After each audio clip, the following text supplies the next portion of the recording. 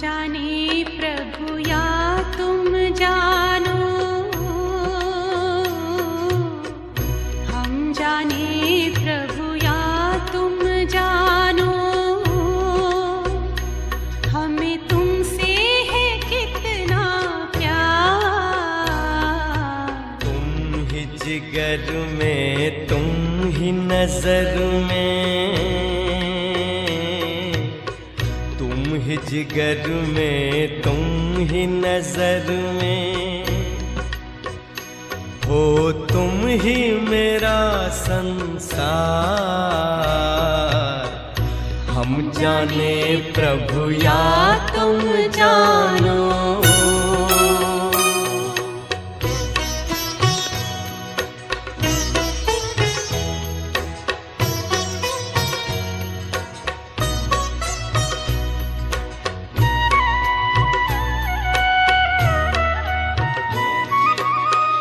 पूछते हैं अपने दिल से, पूछते हैं अपने दिल से, हम कितने महान हैं।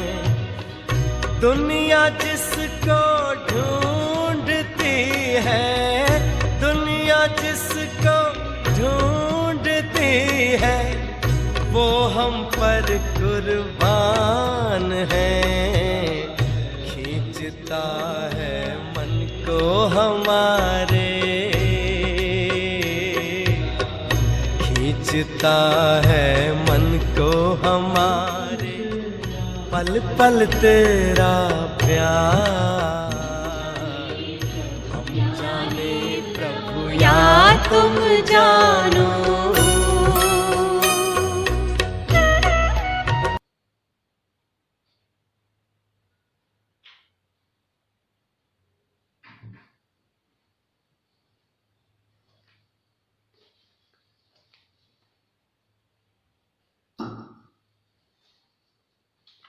ओम शांति। आज 11 तारीख 9 महीना 20 52 हुँदैछ। मिठी बच्चे, यह ड्रामा का खेल एक रेट चल रहा है, जिसका जो पार जिस घड़ी होना चाहिए वही रिपीट हो रहा है। यह बात यथार्थ रीति समझना है। प्रश्न बाबा को, तुम बच्चों का प्रभाव कब निकलेगा? अभी तक किस शक्ति की कमी है? उत्तर, जब योग में मजबूत होंगे तब प्रभाव निकलेगा। अभी वह जौहर नहीं है, याद से ही शक्ति मिलती है। ज्ञान तलवार में ज्ञान का जौहर चाहिए। अभी वह जौहर नहीं है, याद से ही शक्ति मिलती है। ज्ञान तलवार में याद का जौहर चाहिए, जो अभी तक कम है। अगर अपने को आत्मा समझ पाप को याद करते रहो तो बेड़ा पार हो जाएगा। यह सेकंड की ही बात है। ओम शांति। रूहानी बच्चों को रूहानी बाप बैठ समझाते हैं। रूहानी बाप एक को ही कहा जाता है, बाकी सब है आत्मा है। रूहानी बाप एक को ही कहा जाता है। रूहो को पिता एउटालाई नै भनिन्छ, बाकी सब हो आत्मा। उनको परमात्मा कहा जाता है। सबै आत्माको पिता परमात्मा रूह जो हुनुहुन्छ उहाँलाई परमात्मा भनिन्छ। बाप कहते हैं मैं भी आत्मा हूँ। न त म पनि त तिमीहरू जस्तै आत्मा हुँ, तर म आत्मा परम छु, श्रेष्ठ छु, उच्च छु। परंतु मैं परम सुप्रीम सत्य हूँ। मैं ही पतित पावन ज्ञान का सागर हूँ। बाप कहते हैं मैं आता ही हूँ भारत में बच्चों को विश्व का मालिक बनाने। तुम ही मालिक थे ना, हामी नै को थियौं मालिक थियौं। अब स्मृति आई है, बच्चों को स्मृति दिलाते हैं। तुम पहले पहले सतयुग में आए, फिर पाठ बजाते, 84 जन्म भोग अब पिछाड़ी में आ गए हो। तुम अपने को आत्मा समझो। आत्मा अविनाशी है, शरीर विनाशी है। आत्मा ही देह के साथ आत्माओं से बात करती है। आत्मा ही यो शरीर को द्वारा अरू सँगै बात गर्छौं। शरीर छ भने मात्रै हामी शरीर को द्वारा आत्माले बात गर्न सक्छौं। आत्म अभिमानी हो करके नहीं रहते हैं तो जरूर देह अभिमान है। मैं आत्मा हूँ ये सब भूल गए हैं। कहते भी है पाप आत्मा, पुण्य आत्मा, महान आत्मा। कहते भी है पाप आत्मा, पुण्य आत्मा, महान आत्मा। वो फिर परमात्मा तो बन नहीं सकते। कोई भी अपने को शिव कह न सके। शरीरों के शिव नाम तो बहुतों के हैं। शरीरों के शिव नाम तो बहुतों के हैं। आत्मा जब शरीर में प्रवेश करती है तो नाम पड़ता है, क्योंकि शरीर से ही पाठ बजाना होता है। तो मनुष्य फिर शरीर के भान में आ जाते हैं। मैं फलाना हूँ।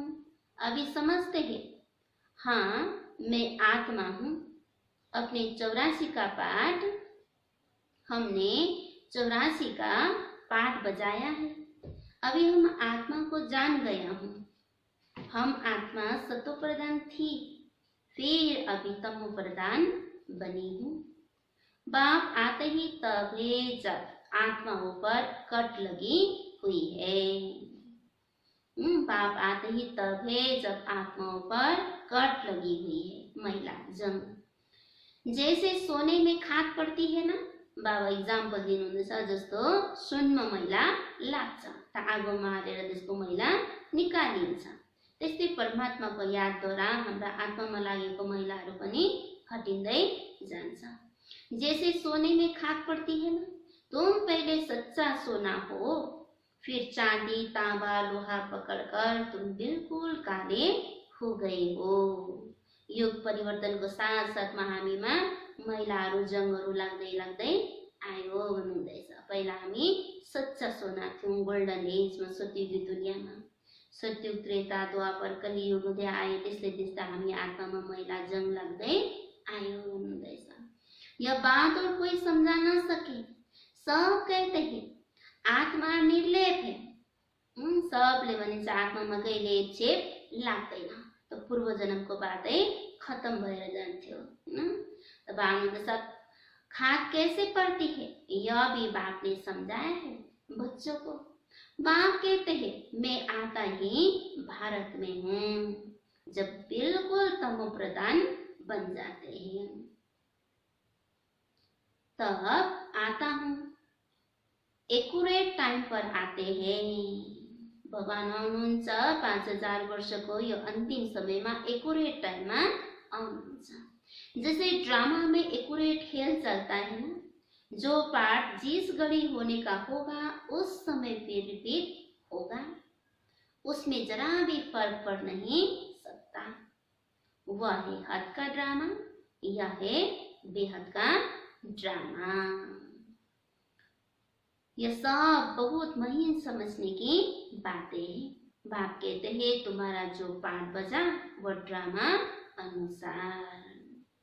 जो अहिले सेकेन्ड बाई सेकेन्ड बित्दैछ यो सबै के छ ड्रामा अनुसार आउँदैछ। कोही भी मनुष्य मात्र न रचेता को न रचना के आदि मध्य अंत को जानते हैं। ऋषि मुनि भी नेति नेति करते गए। ऋषि मुनिहरूलाई सोध्दा पनि उहाँलाई थाहा छैन बताउनुभयो, नेति नेति भन्नुभयो। अब तुमसे कोई पूछे रचेता और रचना के आदि मध्य अंत को जानते हो, तो तुम झट कहेंगे हाँ, सो भी तुम सिर्फ अभी ही जान सकते हो। भन्नु त भन्छु, तर अहिले मात्रै भन्नुहुँदैछ बाबाले यी संगम युगमा, फिर कभी नहीं। कल्पको यो एकै युगमा सङ्गम युगमध्ये हामी परमात्माको बारेमा जान्छौँ, स्वयंको बारेमा जान्छौँ। पहिला के थियौँ, अहिले के छौँ, फिर भविष्यमा के हुन्छौँ, यो अहिले मात्रै हामीलाई थाहा छ। बाबा से फिर कभी नहीं। बाबा ने समझाया है, तुम ही मुझ रचयिता और रचना के, हामी बच्चाले नै तुम ही मुझ रचयिता और रचना के आदि मध्य अंत को जानते हो। अच्छा, यह लक्ष्मी नारायण का राज्य कब होगा, यह जानते होंगे? नहीं, इनमें कोई ज्ञान नहीं, ये तो वंडर है। तुम कहते हो हमारे में ज्ञान है, यह भी तुम समझते हो। बाप का पाठ ही एक बार का है। तुम्हारी एम ऑब्जेक्ट ही है यह लक्ष्मी नारायण बनने की। हाम्रो लक्ष्य उद्देश्य नै के छ, देवी देवता बनिने, लक्ष्मी नारायण जस्तै बनिने। बन गए फिर तो पढ़ाई की दरकार नहीं रहेगी। डॉक्टर बन्नुको लागि डॉक्टरसँग नै डॉक्टरी पढिन्छ, बेरिस्टर बन्नुको लागि बेरिस्टरी पढिन्छ, बेरिस्टर बनिसके डॉक्टर बनिसकेपछि त्यो पढाइ दरकार छैन। त्यस्तै बाबा भन्नुहुँदैछ हामी पनि देवी देवता बनिन्छौँ, लक्ष्मी नारायणको दुनियाँमा जान्छौँ, त फेरि पढाइको दरकार छैन। बेरिस्टर बन गया सो बन गया। बाप जो पढ़ाने वाला है उनको याद तो करना चाहिए। तुमको सब सहज कर दिया है। बाबा बार बार तुम्हें कहते हैं, पहले अपने को आत्मा समझो। मैं बाबा का हूँ, पहले तुम नास्तिक थे, अभी आस्तिक बने हो। पहिला हामीलाई पनि थाहा थिएन असलमा परमात्मा चाहिँ को हुनुहुन्छ। पहले तुम नास्तिक थे, अभी आस्तिक बने हो। इन लक्ष्मी नारायण ने भी आस्तिक बनकर ही यह वर्षा लिया है। जो देवी देवता बनिनु भयो, जो देवी देवता हुनुहुन्थ्यो है, उहाँहरूले पनि परमात्मालाई चिनेर नै आस्तिक बनेर नै उहाँ लक्ष्मी नारायण बन्नेको हो भन्नुहुँदैछ। जो अभी तुम ले रहे हो, अभी तुम आस्तिक बन रहे हो। आस्तिक नास्तिक यह अक्षर इस समय के हैं, वहाँ यह अक्षर ही नहीं। सत्युगमा यह अक्षर है छैन, त्यहाँ नास्तिक आस्तिक भन्ने कुरा नै छैन। पूछने की बात ही नहीं रह सकती। यहाँ प्रश्न उठते हैं तब तो पूछते हैं, रचयिता और रचना को जानते हो, तो कह देते नहीं। बाप भी आकर अपना परिचय देते हैं और रचना के आदि मध्य अंत का राज समझाते हैं। परमात्मा स्वयं आएर नै हामीलाई आदि मध्य अन्तको ज्ञान दिनुहुन्छ। रचयिता को हो, रचना को हो, सबै हामीलाई बताउनुहुन्छ।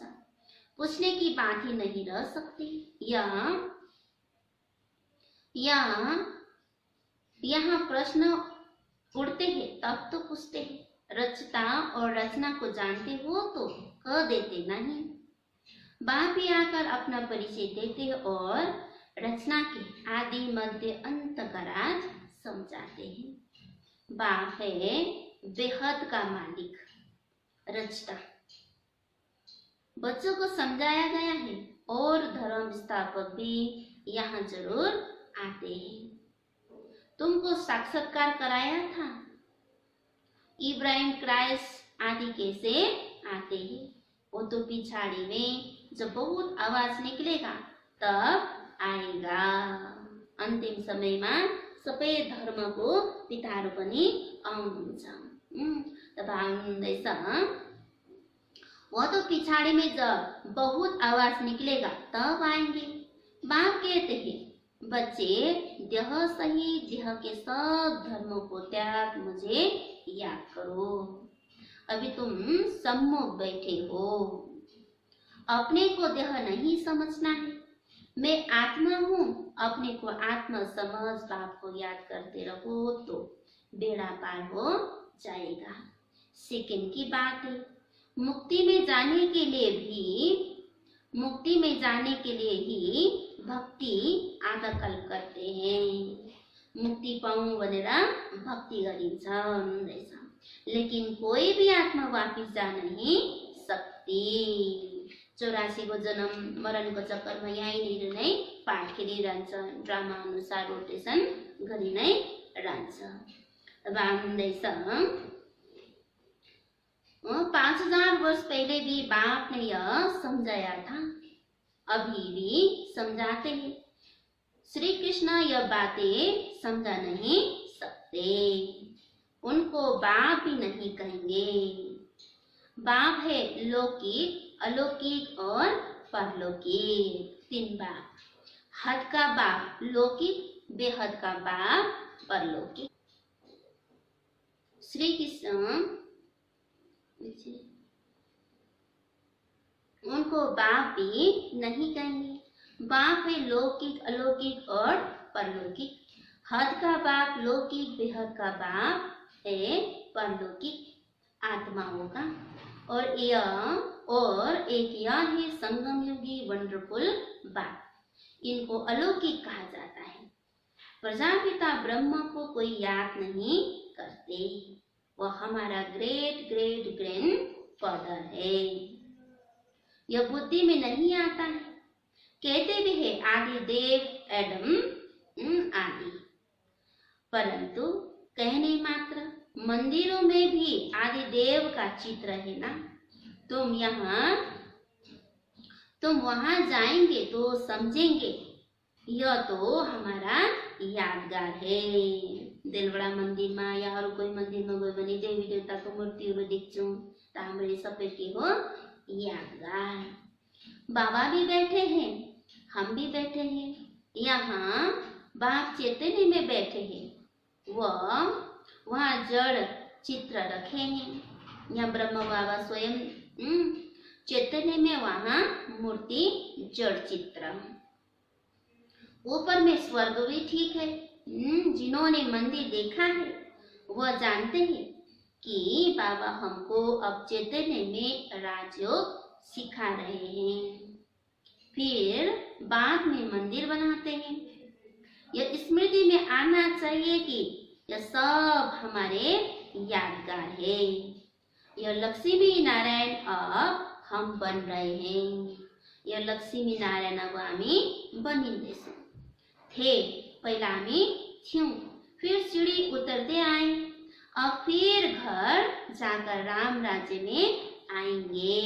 पहला आफ्नो परम धाम घर जाने, फिर राम राज्य सत्य की दुनिया में आउने। पीछे होता है रावण राज्य, फिर हम वम मार्ग में चले जाते हैं। राम राज्य में आएर पछि फेरि सत्युग र त्रेता युग बितेपछि द्वापर युगमा वम मार्गमा पतित बनिन्छौँ। देवी देवता ने पतित पावन हुनुहुन्थ्यो, फेरि द्वापर युगमा आएपछि पतित वम मार्गमा। बाप कितना अच्छी रीति समझाते हैं। इस समय सभी मनुष्य मात्र पतित है, इसलिए पुकारते हैं, हे पतित पावन आकर हमको पावन बनाओ, दुख हर कर सुख का रास्ता बताओ। कहते भी है भगवान जरूर कोई भेष में आएगा। अब कुत्ते बिल्ली ठिक्कर भीतर आदि में तो नहीं आएंगे।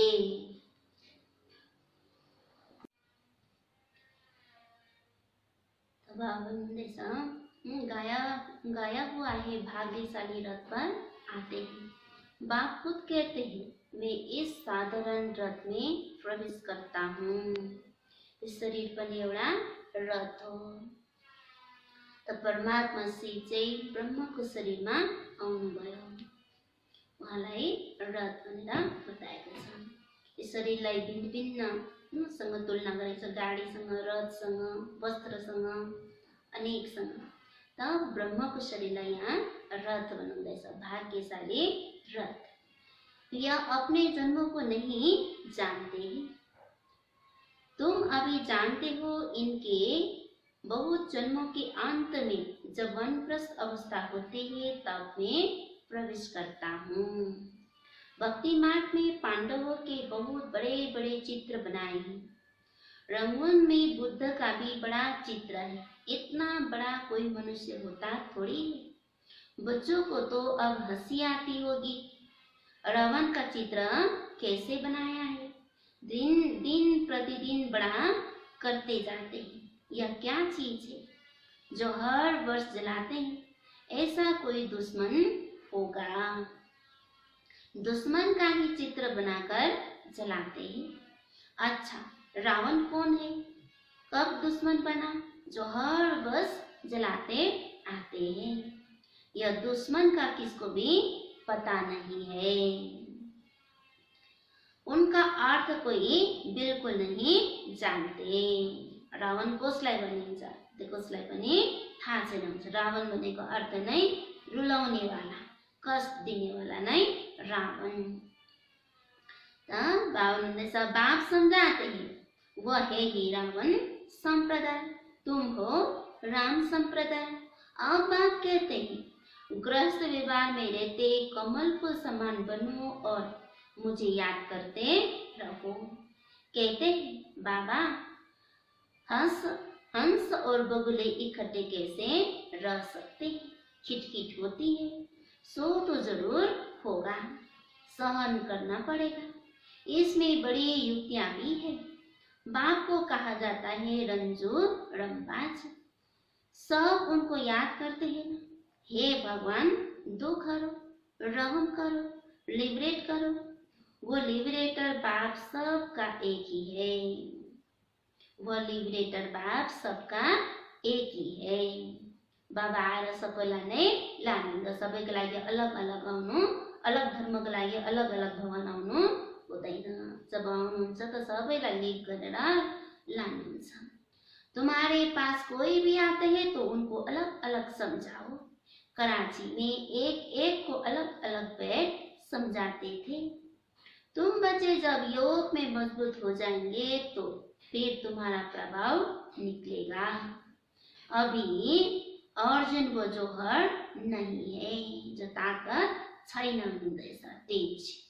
याद से शक्ति मिलती है, पढ़ाई से शक्ति नहीं मिलती है।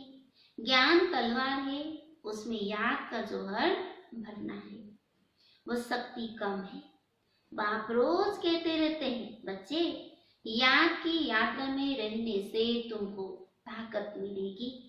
पढ़ाई में इतनी ताकत नहीं है। याद से तुम सारे विश्व के मालिक बनते हो।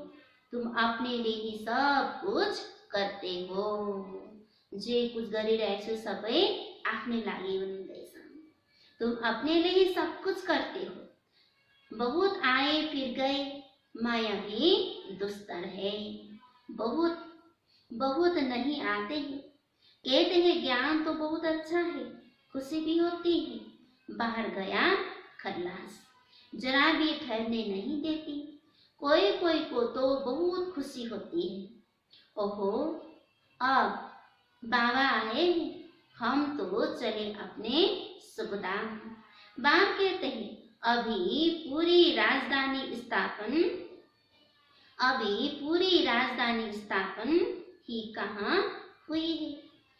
तुम इस समय हो ईश्वरीय संतान, फिर होंगे देवताएं। अहिले संगम युगमा हामी ईश्वरीय संतान, फिर सत्ययुगमा गएर देवी देवता। डिग्री कम हो गई ना, मीटर में पॉइंट होती है, इतनी पॉइंट कम। तुम अभी एकदम उच्च बनते हो, फिर कम होते होते नीचे आते हो। नीचे सीढ़ी नीचे उतरना ही है। अब तुम्हारी बुद्धि में सीढ़ी का ज्ञान है। चढ़ती कला सर्व का भला, चढ़ती कला सर्व का भला। फिर धीरे धीरे उतरती कला होती है। शुरू से लेकर इस चक्र को अच्छी रीति समझना है। इस समय तुम्हारी चढ़ती कला होती है, क्योंकि बाप साथ है ना। ईश्वर जिसको मनुष्य सर्वव्यापी कह देते हैं, वह बाबा मीठे मीठे बच्चे कहते रहते हैं और बच्चे फिर बाबा बाबा करते रहते हैं। बाबा हमको पढ़ाने आए हैं, हम आत्मा पढ़ती है, आत्मा ही कर्म करती है।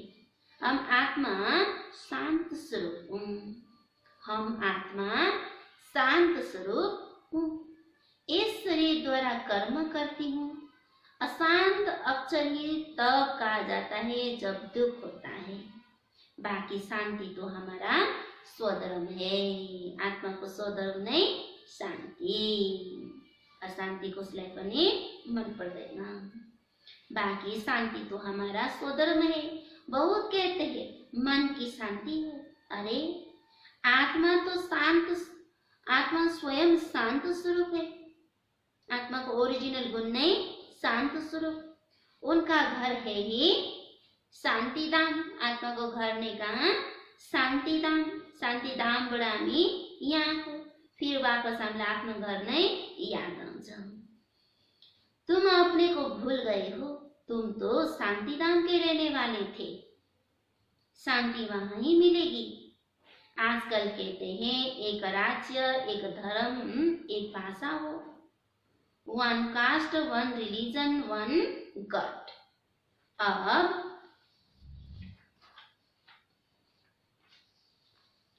गवर्नमेंट लिखती भी है वन गॉड, फिर सर्वव्यापी हूँ। सर्वव्यापी क्यों कहते हैं? वन गॉड तो कोई मानता ही नहीं है। सबैले आफ्नो आफ्नो धर्मलाई मानिरहेको छ। तब आउँदैछ फिर सर्वव्यापी क्यों कहते हैं? वन गॉड तो कोई मानता ही नहीं। तो अब तुमको फिर यह लिखना है। लक्ष्मी नारायण का चित्र बनाते हो, ऊपर में लिख दो। सतयुग में जब इन्हों का राज्य था तो one God, one deity religion था। एउटै राज्य, एउटै धर्म, एउटै राज्य भाषा थियो हुँदैछ। परंतु मनुष्य कुछ समझते नहीं, अटेंशन नहीं देते। अटेंशन उनका जाएगा जो हमारे ब्राह्मण कुल का होगा। यो ज्ञान को जो असर जो लाउने रहेछ, जो देवी देवता का आत्मा थियो पहिला, उहाँलाई मात्रै हुन्छ, असर पनि गर्छ हुँदैछ। और कोई नहीं समझेंगे, इसलिए बाबा कहते अलग अलग बिठाओ फिर समझाओ। फॉर्म भराओ तो मालूम पड़ेगा। क्योंकि कोई किसको मानने वाला होगा, कोई किसको। सबको इकट्ठा कैसे समझाएंगे? फिर आफ्नो प्रब्लम लिएर आएको हुन्छ। कोही डिप्रेसनमा, कोही बुझ्नु मात्रै जान्नु आएको हुन्छ, कोही के होला भन्ने हुन्छ। त्यसो कारणले कोर्स गराउँदा अलग अलग बुझाउनु भन्नुहुँदैछ। सबको इकट्ठा कैसे समझाएंगे? अपनी अपनी बात सुनाने लग पड़ेंगे। पहले पहले तो पूछना चाहिए, कहाँ आए हो? बीके का नाम सुना है? प्रजापिता तुम्हारा क्या लगता है? अभी नाम सुना है? कभी नाम सुना है? तुम प्रजापिता ब्रह्म की संतान नहीं हो? हम तो प्रैक्टिकल में है। असल में उहाँहरू पनि सबै उहाँकै सन्तान हो। त यसरी सोध्नु भनेर भन्नुहुँदैछ बाबाले। तो तुम भी परंतु समझते नहीं हो। अहिले थाहा मात्रै छैन। असलमा त हामी पनि वही प्रजापिता ब्रह्मको सन्तान हो भन्दैछ। समझाने की बड़ी युक्ति चाहिए। अच्छा, मीठे मीठे सिकिलते बच्चों प्रति माता पिता बाप दादा का याद प्यार और गुड मॉर्निंग। रूहानी बाप की रूहानी बच्चों को नमस्ते। हम रूहानी बच्चों की रूहानी बाप दादा को गुड मॉर्निंग और नमस्ते नमस्ते। सदा रहेंगे हंसते हंसाते, चलते फिरेंगे बन के फरिश्ते, चलेंगे परम धाम के रस्ते। त बाबा सारमा बताउनुहुँदैछ, मंदिरों आदि को देखते सदा यह स्मृति रहे कि यह सब हमारे ही यादगार है। जो मन्दिरहरू देख्छौं, देवी देवताको मूर्ति फोटो देख्छौं, त सबै बाबा बताउनुहुँदैछ हाम्रै यादगार हो। दिलवडा मन्दिरको पनि बाबाले बताउनु भयो अघि, आदि देव आदि देवीहरू यी तिमीहरूकै को हो यादगार हो भन्नुहुँदैछ। ब्रह्मको पनि त्यहाँ देखाएको छ भनेर भन्नुभयो। अब हम ऐसा लक्ष्मी नारायण बन रहे हैं, गृहस्थ व्यवहार में रहते कमल फूल समान रहना है। घर गृहस्थमा रहेर पनि कमलको फूल समान पवित्र रहनु भन्नुहुँदैछ बाबाले। किनकि कमलको फूल हिल्लो किचडमा हुन्छ र पनि माथि आएर हो फुलेको हुन्छ। त्यस्तै गाउँ समाज इष्टमित्रलाई हेर्नै पर्यो, सम्हाल्नै पर्यो। गाउँ समाजमा बसेर पनि आफ्नो जीवनलाई चाहिँ कमलको फूल समान बनाउने। हंस और बगुले साथ है तो बहुत युक्ति से चलना है, सहन भी करना है। वरदान बाबा हुँदैछ वरदानमा, माया के बंधनों से सदा निर्बंधन रहने वाले युग युक्त बंधन मुक्त भव। माया के बंधनों से सदा निर्बंधन रहने वाले युग युक्त बंधन मुक्त भव। ऐसे का विस्तार छ। बंधन मुक्त की निशानी है सदा युग युक्त। बंधन मुक्त की निशानी है सदा युग युक्त। योग युक्त बच्चे जिम्मेवारियों के बंधन व माया के बंधन से मुक्त होंगे। योग युक्त बच्चे जिम्मेवारियों के बंधन व माया के बंधन से मुक्त होंगे। मन का भी बंधन ना हो। जो बच्चा एकदम योगमा योग युक्त छ उहाँहरूलाई चाहिँ बाबाले बताउनुभयो जिम्मेवारीको बन्धन पनि वाला बन्धन लाग्दैन, मायाको बन्धनबाट पनि मुक्त रहन्छ भन्नुभयो। मनका भी बन्धन ना हो। कोही बेला मनमा पनि कतिवटा संकल्प पर्छ, त्यसको पनि बन्धन छैन। योग युक्त बच्चाको निशानी बाबा बताउनुभयो। लौकिक जिम्मेवारी तो खेल है। घर परिवारको हामीले सम्हालिरहेको छौँ, यो त बाबाले के सम्झिनु बताउनु भयो, एउटा खेल हो। लौकिक जिम्मेवारी तो खेल है, इसलिए डायरेक्शन प्रमाण खेल की रीति से हंसकर खेलो तो कभी छोटी छोटी बातों में थकेंगे नहीं। एउटा मैले खेल खेलेको यो भनेर सम्झेर गर्यो भने बाबा भन्नुहुँदैछ सानो सानो बातहरूबाट हामी थाक्दैनौँ भन्नुहुँदैछ।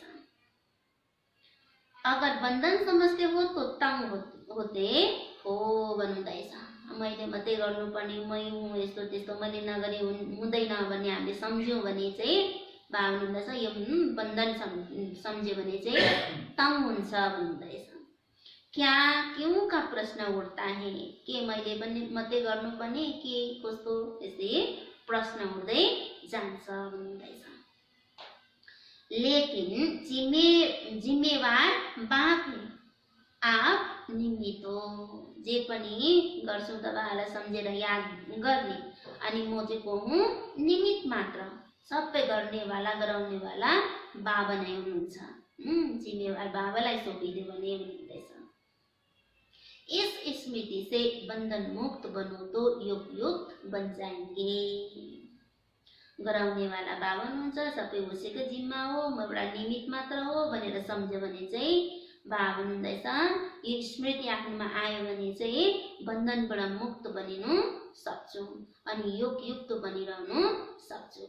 किनकि यही सोचहरू आइरह्यो भने हामी योगमा बस्नु सक्दैनौँ, डिस्टर्ब हुन्छ।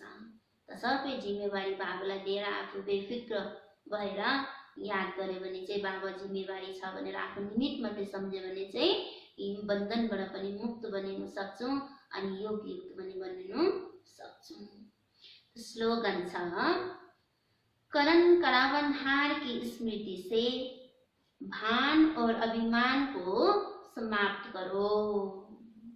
करण करावनहार की स्मृति से भान और अभिमान को समाप्त करो भन्नुहुँदैछ। गराउनेवाला बाबा हुनुहुन्छ हैन, जे छ बाबा नै हुनुहुन्छ। यो सम्झ्यो भने, स्मृति राख्यो भने भान अनि अभिमानबाट, अभिमान चाहिँ के हुने रहेछ, समाप्त भएर जान्छ भन्नुभयो। आज 11 तारिक 9 महीना 20 में बाबाले बताउनु भएको थियो, मीठे बच्चे यह ड्रामा का खेल एक्यूरेट चल रहा है, जिसका जो पाठ जिस घड़ी होना चाहिए वही रिपीट हो रहा है। यह बात यथार्थ रीति समझना है। प्रश्न, तुम बच्चों का प्रभाव कब निकलेगा? अभी तक किस शक्ति की कमी है? तब उत्तर में बाहुतनुदेश, जब योग में मजबूत होंगे तब प्रभाव निकलेगा। जब योग में मजबूत होंगे तब प्रभाव निकलेगा। अभी वो जोहर नहीं है। योग में तेज छैन भन्नुहुँदैछ। याद से ही शक्ति मिलती है। ज्ञान तलवार में याद का जोहर चाहिए जो अभी तक कम है। अगर अपने को आत्मा समझ बाप को याद करते रहो तो बेड़ा पार हो जाएगा। यह सेकेंड की ही बात है। ओम शांति।